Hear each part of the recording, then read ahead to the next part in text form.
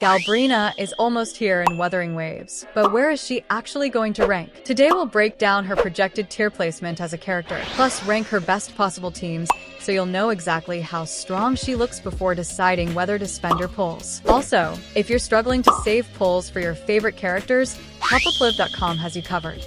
You can get up to 24% off, plus an extra 12% with my code, which means more chances to grab the characters and weapons you actually want.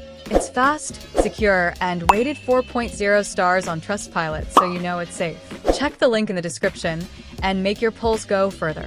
Galbrena is a fusion pistol's DPS whose damage is expected to come primarily from her echo skill hits. When compared to the top damage dealers, Cartethyia is still projected to stand as the strongest overall, while Augusta looks on par with Galbrena in terms of performance. Galbrena herself appears slight+y weaker than Cartethyia, but firmly top tier, clearly ahead of older fusion DPS units, like Changli. In terms of placement, she's looking like high A+ or low S tier depending on whether you have her signature weapon. With it, she could comfortably push into solid S tier. For her S tier teams, Phrolova plus Qiuyuan plus Galbrena, this is shaping up to be Galbrena's absolute best in slot comp. Phrolova brings insane personal DPS, while Qiuyuan provides buffs and synergy that elevate Galbrena's echo-heavy kit. Together, the three form a core that should push damage far beyond what most other teams can achieve. If you own these units, this is hands down expected to be her strongest lineup.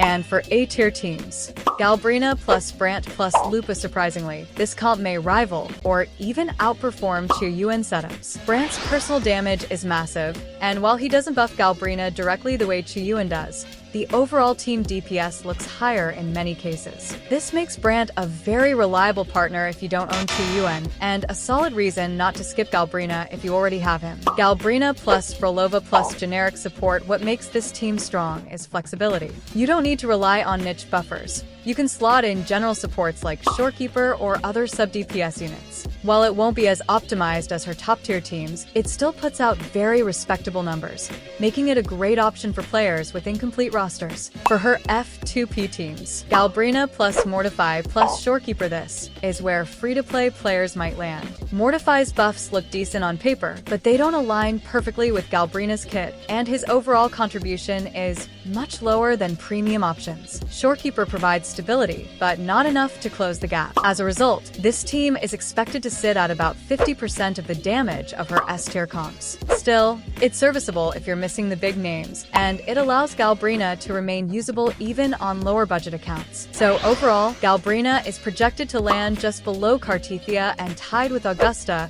as one of the best DPS units in the game. Her S-tier teams place her right at the top of the fusion meta, but keep in mind she really wants her signature weapon to reach that ceiling. Without it, she drops closer to A-tier. Either way, she might not be a must-pull, but she's definitely looking like a strong option if you're in need of a new DPS. Comment down your thoughts below.